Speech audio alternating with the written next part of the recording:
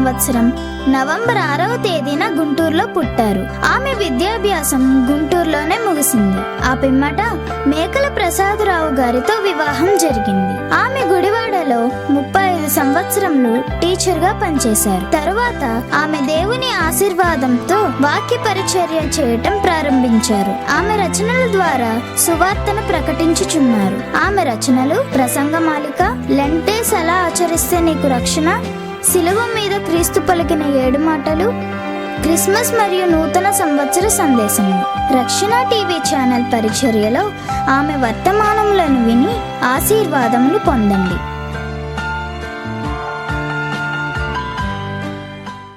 Part to life అనే కార్యక్రమానికి ప్రేమతో ఆహ్వానించుచున్నాను. ఈరోజు శ్రీమతి శకుంతల గారు మనకి వాక్యం అందజేయుచున్నారు. మరి విందామా?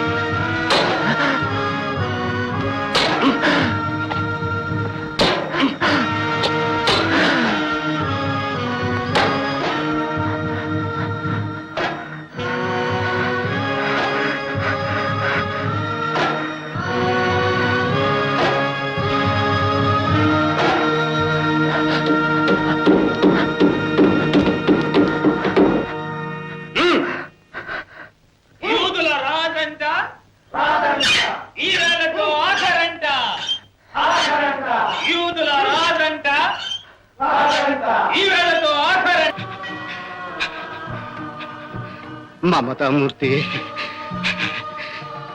నీ రాజ్యంలో నన్ను గుర్తుంచుకోగలవా? నీతుడా, నేడే నీవు నాతో పరలోకములో ప్రవేశిస్తావు.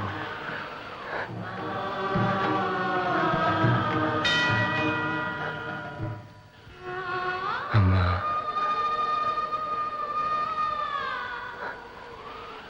అమ్మా, ఇక నుండి ఇతనే నీ కుమారుడు. సహోదరుడా, ఏమి నీ తల్లి.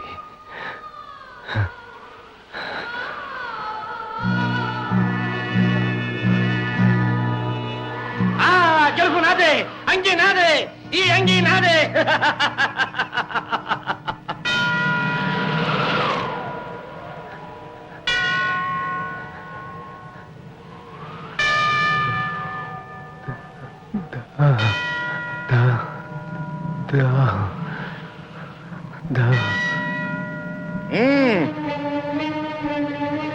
దైవ కుమారునికి దాహం వేస్తున్నట్లున్నది. చూడు.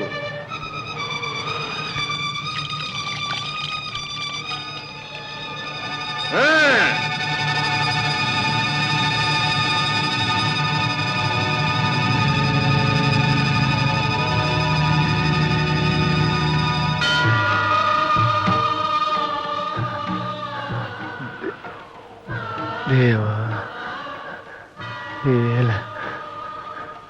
నా చెయ్యి విడిచితివి.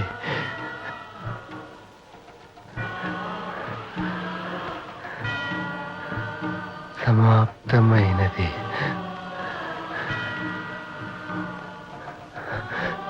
తండ్రి, నా ఆత్మను నీకు అప్పగించుచున్నాను.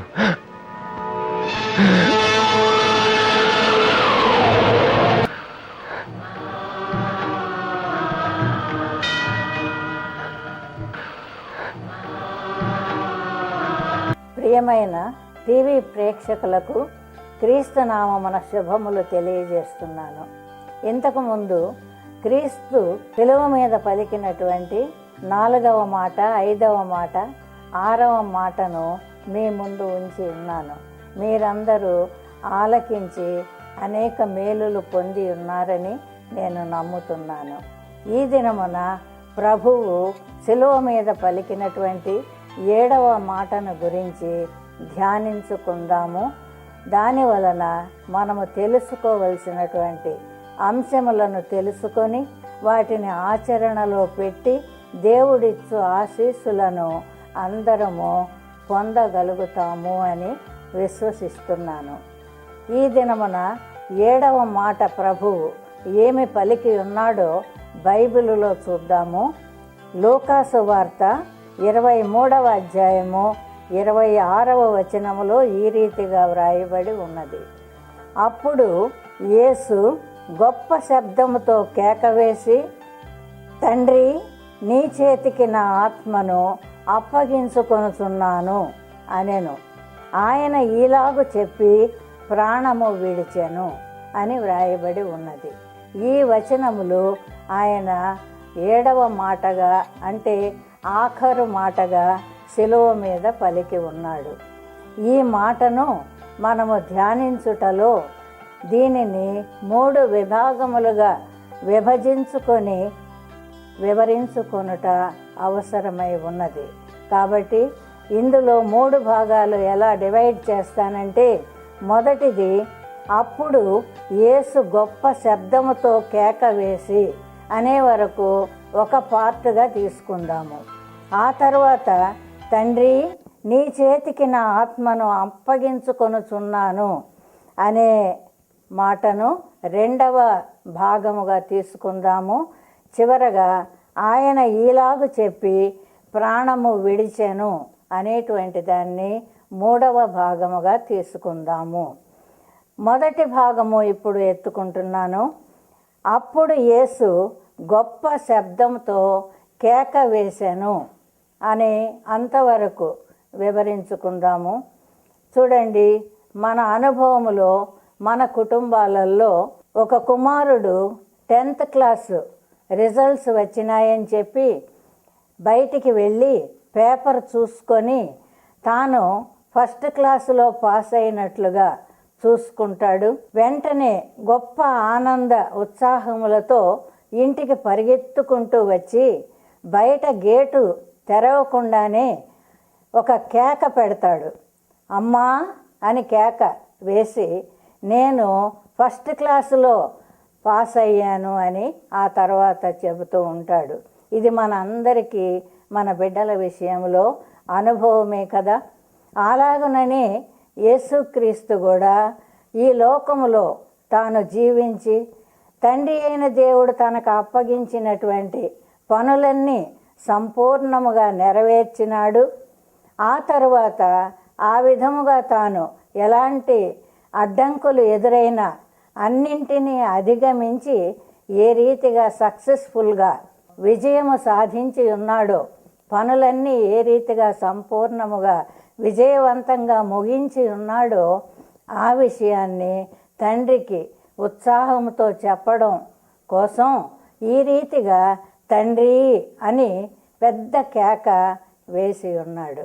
ఆ తరువాత ఆయన గొప్ప శబ్దముతో కేక వేసి సమాప్తమైనది అని ఆయన చెప్పి ఉన్నట్లు మనము తెలుసుకొని ఉన్నాము. అయితే ఆ 10th క్లాస్ కుర్రవాడు తాను పాస్ అయినటువంటి ఆ విజయోత్సాహంతో అమ్మా నేను పాస్ అయ్యాను అని ఏ రీతిగా పెద్ద కేకతో తెలియజేస్తూ ఉంటాడో అదే రీతిగా యేసు ప్రభువు కూడా తన ఆనందాన్ని తండ్రికి ఈ రీతిగా కేక వేసి పిలిచి తండ్రి అని చెబుతున్నాడు.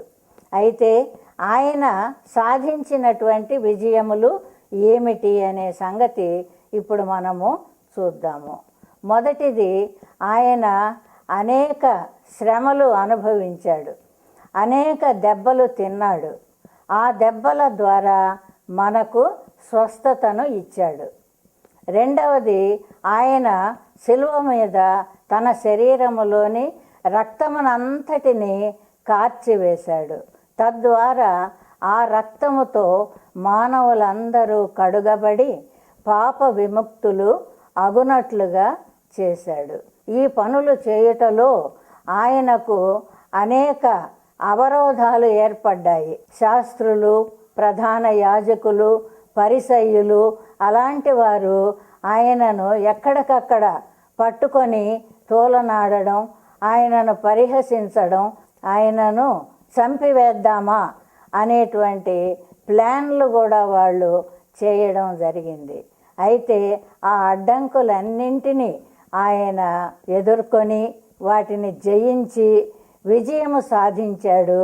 ఆ విజయోత్సాహముతో ఇప్పుడు తండ్రికి అలాగున పెద్ద కేక పెట్టి, మిగతా 6 మాటలు ఆయన అక్కడున్న మనుషులకు వినబడునంత స్థాయిలో మాత్రమే మాట్లాడాడు. కానీ ఈ 7వ మాటను మాత్రము చివరగా పెద్ద కేకతో పిలవడము, పెద్ద శబ్దముతో ఆయన ఈ పలుకులు పలకడము చేసి ఉన్నాడు. ఈ పలకడం అనేది ఆయన యొక్క విజయానికి సంకేతముగా మనకు కనబడుతూ ఉన్నది. ఈ లోకములో ఆయన చేసిన పనులు ఏమిటో మనము ఒకసారి చూద్దాము. మొదటిది, ఆయన ప్రజలందరకు స్వస్థత ఇచ్చి ఉన్నాడు.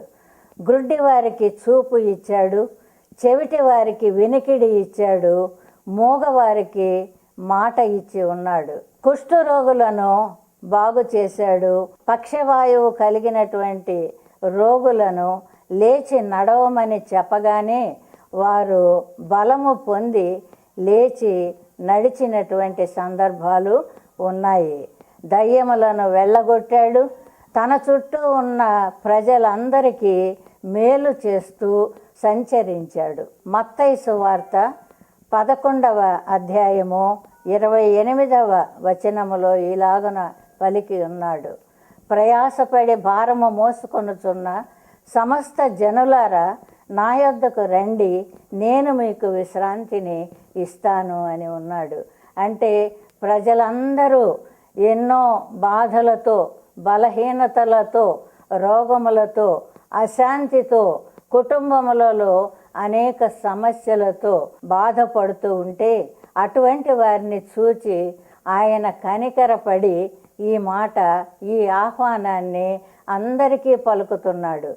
ఆయన ఈ పిలుపులో ఎలాంటి భేదము లేదు. ప్రతి ఒక్కరిని, అంటే జాతి, మత, కుల, దేశ అనేటువంటి భేదభావము ఏమాత్రము లేకుండా ప్రతి ఒక్కరిని తన వద్దకు పిలుస్తున్నాడు. ప్రభువు ఆ రోజులలోనే కాదు, ఈ దినములలో కూడా మనతో ఆయన ఉన్నాడు.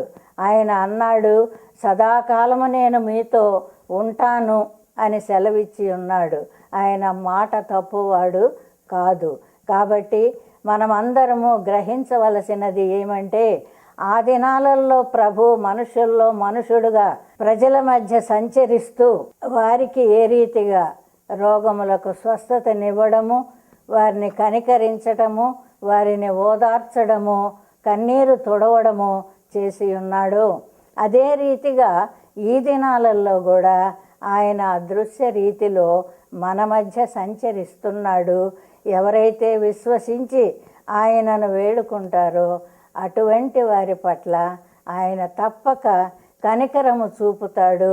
మీరు సంచరించు ప్రతి చోట మీకు నెమ్మది తప్పకుండా అనుగ్రహిస్తాడు. రోగులకు స్వస్థతనివ్వడమే కాకుండా ఇంకా పరలోక రాజ్య విశేషాలను అనేకమైన వాటిని ప్రజలకు బోధించి ఉన్నాడు. ఆయన పాపము చేసిన వారిని శిక్షించుటకు బదులు క్షమించి